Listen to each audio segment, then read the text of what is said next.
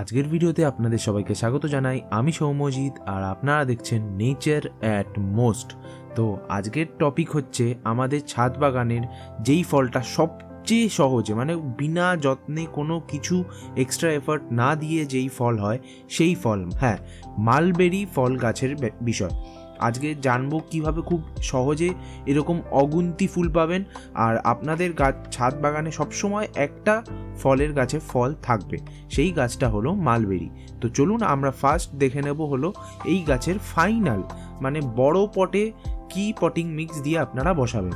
তো যেহেতু ফলের গাছ সবসময় আমি বলি যে মাটির ভাগটা সবসময় বেশি রাখবেন, তো আমরা এখানে 50% নর্মাল গার্ডেন সয়েল ইউজ করব। এই গার্ডেন সয়েলটা কিন্তু আপনাদের চালতেও হবে না বা কোনো কিছু আলাদা করে পোস্ট প্রসেসিং করার দরকার নেই, নর্মাল সাধারণ গার্ডেন সয়েল নিলেই হবে, ঠিক আছে। এই বাদ দিয়ে আর কিচ্ছু দেওয়ার দরকার নেই, কিচ্ছু করার দরকার নেই। হ্যাঁ, একটু চুন দিতে পারেন, আর যদি না হয় সেটা পরেও দিতে পারেন। আর সেকেন্ড হলো ভার্মি কম্পোস্ট একটু কম দেবো, 20% দেবো। বেশি দিলে কিন্তু এটা জল ধরে রাখে। এটা হলো জাস্ট যে খুব যখন মানে রোদ্দুর পরে যাতে টবের থেকে পুরোপুরি জলটা যাতে না শুকিয়ে যায়, তাই জন্যই কিন্তু এই ভার্মি কম্পোস্টটা দেওয়া। এই ছাড়া কোনো কাজ নেই। এটাতে যা নিউট্রিয়েন্টস আছে এই গাছটা এক সপ্তাহে তাই নিয়ে নিতে পারে। তো এটা নিউট্রিয়েন্টসের জন্য কিন্তু দেওয়া নয়। আর এরপর যেটা আমাদের লাস্ট ইনগ্রিডিয়েন্ট, সেটা কিন্তু সবচেয়ে মানে এই গাছের জন্য সবচেয়ে ইম্পর্ট্যান্ট ইনগ্রিডিয়েন্ট, সেটা হলো কি এই বালি। তো এই বালিটা কিন্তু আমরা 30% দেবো। 30% একদম নর্মাল আমাদের কনস্ট্রাকশনের মোটা দানা বালি ইউজ করব। এইতে কি হবে যে আমাদের গাছের কোনো রকম কোনো জল দাঁড়াবে না গাছের নিচে। আর তার সাথে ইউজ করব হলো 1 মুঠো আমাদের বানানো তৈরি করে রাখা মিক্সড সার, আর তার সাথে একটু কলি চুন 1 মুঠো নেব, আর নেব হলো একটু ট্রাইকোডার্মা ভিরিডি। এই 3টে জিনিস দিয়েই কিন্তু হবে আমাদের মেন মানে ফাইনাল পটিং মিক্স। নেক্সট আমরা দেখব হলো যে আমরা এই গাছটাকে কি করে লাগাবো। তো যেটা আমরা দেখতে পাচ্ছি যে আমরা এটা 12 ইঞ্চি টপ আছে, আর আমরা 12 ইঞ্চি টপেই ফাইনাল করব। তবে হ্যাঁ, 2 বছর পরে আবার 16 ইঞ্চিতে ইচ্ছা হলে আমরা দিতেই পারি বা এটাতে রিপোর্ট করতে পারি। তো এই পটিংটা আমি কিভাবে করেছিলাম, এই পটিংটায় কিন্তু আমি 30% ভার্মি কম্পোস্ট, 30% বালি আর 40% মাটি ইউজ করেছিলাম। তো এইটা ছিল হলো এটার ফার্স্ট পটিং, মানে ধরুন নার্সারি থেকে নিয়ে এসে আমি এই মাটিতে লাগিয়েছিলাম। আর দেখুন গাছটা কিন্তু বেশ বড় হয়ে গেছে। এইটুকুনি গাছ কিন্তু আমি মানে এত বড় গাছ কিন্তু আমি আনিনি, একটা ডালের একটা ছোট্ট গাছ এনেছিলাম, ঠিক আছে। তো এই মোটামুটি ভালোই পাতা ছেড়েছে।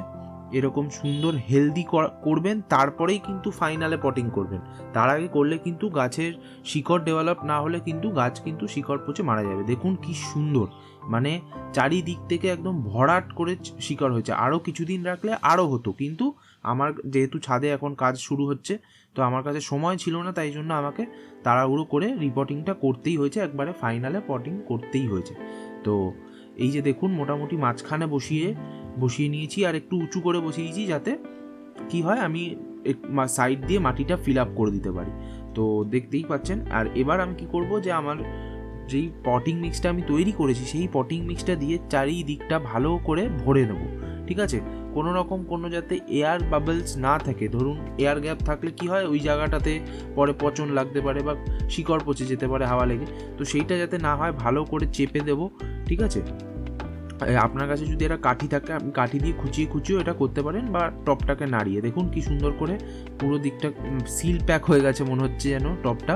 তো এরকমই সুন্দর করে আপনারা করবেন, করে আপনারা একদিনের জন্য কিন্তু ছায়ায় রেখে দেবেন।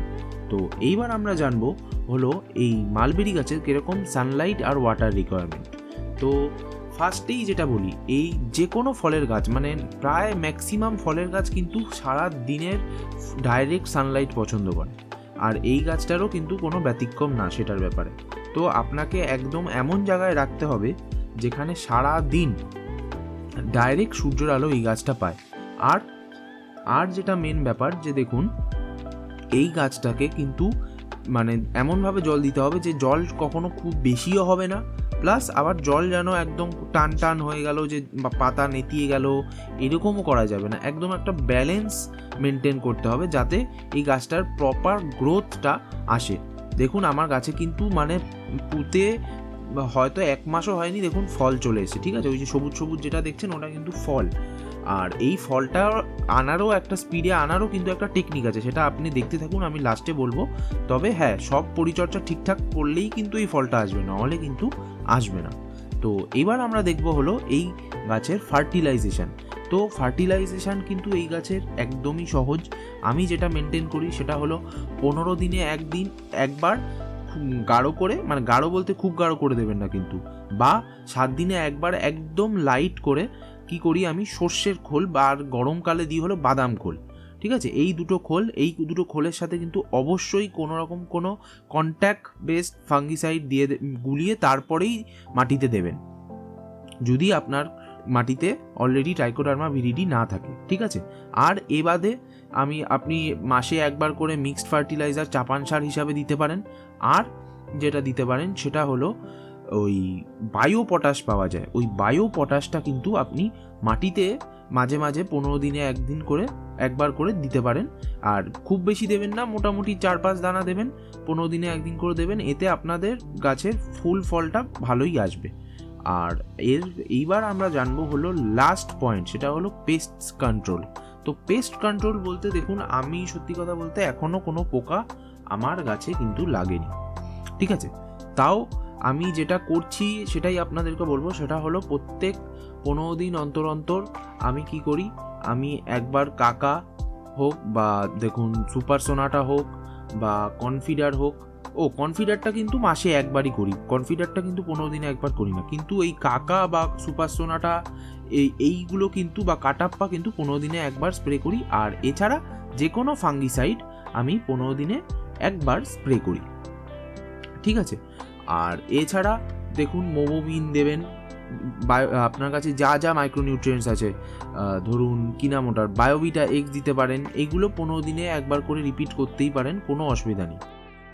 এইবার জানিয়ে রাখি যে এই গাছে খুব সহজে ফল পাওয়ার একটা সিক্রেট টিপস, সেটা হলো যে এই গাছের দেখুন যখন কোনো ডাল মোটা হয়ে একদম মানে অন্য কালারের হয়ে যাচ্ছে, সবুজ থাকছে না, সেই গাছের একদম উপরের টিপটা, মানে সেই ডালের একদম উপরের টিপটা যখন আপনি ভেঙে দেবেন, আর সেই টিপের পাশ দিয়ে যখন বিভিন্ন নতুন ডাল বেরোবে, ওই নতুন ডালেই কিন্তু ফল আসবে। তো এইটার আপনারা ফলো করবেন। হ্যাঁ, তবে গাছটাকে একটু ম্যাচিওর হতে দিন, তাহলে ফলটাও ভালো আসবে আর আপনার গাছেরও কোনো রকম কোনো ক্ষতি হবে না।